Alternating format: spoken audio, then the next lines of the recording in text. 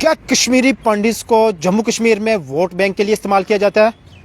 आपने देखा होगा जिस तरह से कश्मीरी पंडित एम्प्लॉय आज जम्मू कश्मीर में लंबे अरसे से धरना प्रदर्शन पे बैठे हुए हैं और उनकी एक ही मांग है, जिस तरह से वो कहते हैं कश्मीर से हमें जम्मू में रिलोकेट किया जाए। लेकिन हालिया ही कल की अगर बात करें, लेफ्टिनेंट गवर्नर का ये बयान आता है कि जिस तरह से वो कहते हैं कि जिन्होंने नौकरी करनी है, जॉब करनी है, उन्हें कश्मीर में ही जॉब जाकर करनी है और तब जाके सैलरी रिलीज होगी।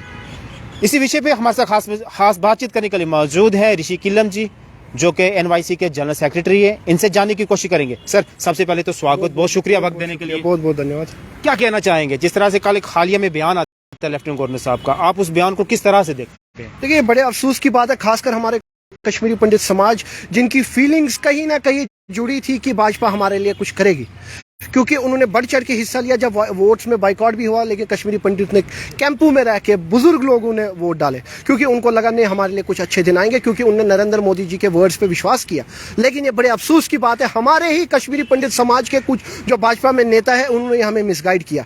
उन्होंने उनको कहा कि नहीं, आप भाजपा को समर्थन करो, अच्छे दिन आएंगे हमारे लिए वापसी के लिए दरवाजे खुलेंगे, हमारे लिए जो जमीन जायदाद है हमारी वो वापस मिलेंगे, जो हमारे साथ नाइंसाफी हुआ।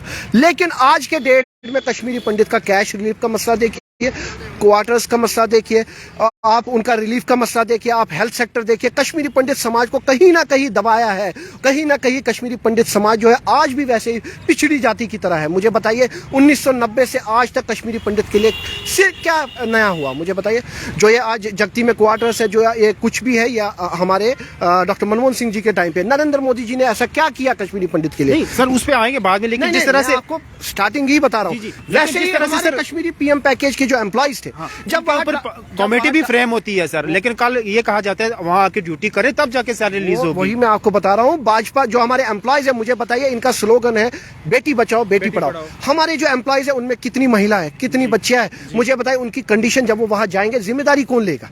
ये सिर्फ आप देख रहे हैं कि एक एम्प्लॉय गया, लेकिन उसके साथ जो परिवार जुड़ा है, रोज थ्रेट लेटर जारी किए जाते हैं। थ्रेट लेटर, उसके बावजूद मुझे बताइए, थ्रेट आज किसी एमएलए एमपी को मिलती है, उसके लिए जेड सिक्योरिटी, वीवीआईपी सिक्योरिटी को पता नहीं कौन कौन सी सिक्योरिटी अरेंज की। लेकिन एक एम्प्लॉय जाएगा वहां, अगर फिर से टारगेट किलिंग हुई, अगर किसी एम्प्लॉय की मौत हुई, कोई शहीद हुआ, तो कौन रेस्पॉन्सिबल है? एलजी साहब रेस्पॉन्सिबल है। मैं आपके चैनल के माध्यम से अपील करना चाहता हूं हमारे कश्मीरी पंडित समाज को, हमारे कश्मीरी पंडित भाइयों को, कि एकजुट होइए, यूनाइट होइए। आज आप ये मत देखिए ये कांग्रेस है, ये बीजेपी है, ये कोई, एकजुट होइए, सियासत छोड़ के एकजुट होके अपने हक के लिए लड़िए, वरना आने वाले टाइम पे भाजपा सरकार हमें कहीं का नहीं रखेंगे। आने वाले टाइम पे ये जो नौकरियां है ना, एलजी साहब चाहते हैं, मेरे को लग रहा है कि कश्मीरी पंडित रिजाइन देंगे और वो बाहर के एम्प्लॉयज लाके उनको वहां दोबारा सेटल करेंगे। वो चाहते हैं, या वो यूपी से अपने जहां से है वहां के एम्प्लॉयज लाएंगे। मुझे बताइए, हमारे लिए एलजी साहब को शर्म आनी चाहिए अपने वर्ड्स पे, जो उन्होंने ये वर्ड्स कहा है कश्मीरी पंडित समाज के लिए, जो ऑलरेडी सफर कर रहे हैं, जो ऑलरेडी रिफ्यूजी है, जो 1990 से आज तक सफर कर रहे हैं, जिनकी जायदाद, प्रॉपर्टी, घर, सब कुछ वहां छूट गया। और पीएम पैकेज एम्प्लॉइज वाले क्या चाहते हैं? हमें यहाँ जम्मू में जब तक हालात ठीक होगी तब तक हमें जम्मू में सेटल करें। लेकिन एलजी साहब नहीं, ये बड़े अफसोस की बात है। मैं एलजी साहब से कहना चाहता हूं, अपने वर्ड्स पे, जबान पे लगाम करिए, अपने शब्द वापस लीजिए, वरना हमें मजबूर मत करिए। हमारे लिए ज्यादा देर नहीं है, हम आपके घेराव करेंगे और हम चैलेंज करते हैं आपको कि आपको हम जम्मू कश्मीर से बाहर फेंक देंगे। आने वाले टाइम पे एलजी साहब को अगर ऐसे स्टैंड रहा तो हम उनको उनके सेंटर की अगर बात करें, सेंट्रल सरकार और होम मिनिस्ट्री ये दावा करती है कि जम्मू कश्मीर में हालात नॉर्मल है, लेकिन फिर इन लोगों में सुरक्षा देने में नाकाम क्यों रहते हैं? और साथ ही साथ थ्रेट लेटर जो जारी करते हैं वो लोग कौन है? देखिए, अमित शाह जी है, हमारे नरेंद्र मोदी जी है, उनको सिर्फ पॉलिटिक्स है।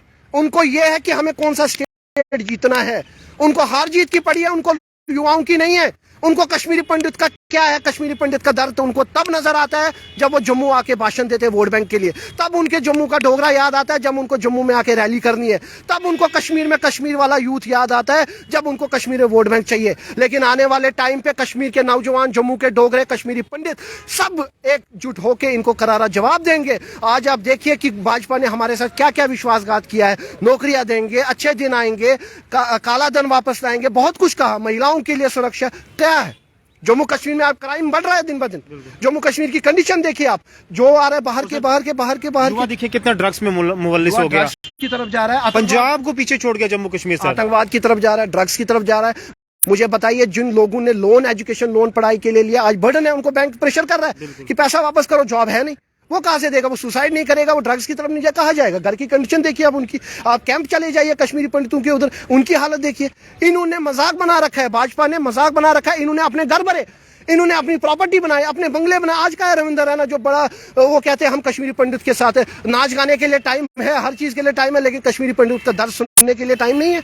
वो क्या चाहते हैं? ये इन्होंने एलजी के लिए इसलिए किया, एलजी साहब ने, ताकि भाजपा के अध्यक्ष आएंगे वो बोलेंगे कि मैं एलजी साहब से बात करूंगा। भाजपा के लीडर्स आएंगे वो बोलेंगे हम एलजी साहब से बात करेंगे, और एलजी साहब के साथ मिली भगत होगी। एलजी साहब बोलेंगे हाँ हाँ कोई बात नहीं, हम ये ऑर्डर वापस लेते हैं। और ताकि भाजपा यहाँ होल्ड दिखाएंगे, कश्मीरी पंडितों को बोलेंगे भाजपा ही आपका सोल्यूशन कर सकते हैं। जैसे महाराजा हरि सिंह की छुट्टी के लिए लड़ा दूसरों ने और क्रेडिट लिया भाजपा ने। इनको शर्म आनी चाहिए। इनने खुद किया क्या है? कौन सा विकास किया? कौन से अच्छे दिन आए? आने वाले टाइम पे जम्मू कश्मीर दावा करते हैं कि हम 50 से पार जाएंगे, क्या लगता है इससे 50 से पार हो पाएंगे? हिमाचल में भी दावा किया था इनने, बाकी स्टेटों में भी दावा किया। आपको लगता है कि इस कंडीशन में इनको 50+ सीटें मिलेगी?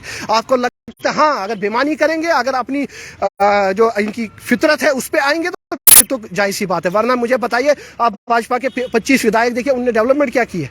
उनकी एक कैलेंडर खोलिए, उनकी प्रॉपर्टी देखिए आप, उनकी क्या है 2008 से आज तक 2014 में जो जीत के आए उनकी प्रॉपर्टी देखिए। कॉर्पोरेटर्स की हालत देखिए, जिसके पास साइकिल नहीं था आज वो मर्सिडीज में घूम रहा है। कहां से पैसा है? आम जनता का खून का पैसा है, गरीबों का पैसा है। आप डेली देखिए चिनाब बेल्ट में, डोडा बेल्ट में देखिए एक्सीडेंट्स हो रहे हैं, इनको कोई परवाह नहीं है। लोग मर रहे हैं, लोगों की जान जा रहे हैं। रोड की हालत देखिए। डॉक्टर जितेंद्र सिंह केंद्र में बैठे भाषण दे रहे हैं, और हमारे एमपी है जुगल किशोर शर्मा जी एमपी नजर नहीं आते, और सिर्फ ये कश्मीरियों को टारगेट बनाते हैं। चाहे मुसलमान हो, चाहे कश्मीरी पंडित हो, और शेड्यूल कास्ट हो, शेड्यूल ट्राइब हो, पहाड़ी हो, उनको लड़वाएंगे आपस में। यही इनकी सियासत है। तो सर, क्या आने वाले वक्त में जम्मू कश्मीर में ऐसे अगर हालात रहेंगे तो क्या कश्मीरी पंडित एम्प्लॉइज वहां जाके जॉब करेंगे?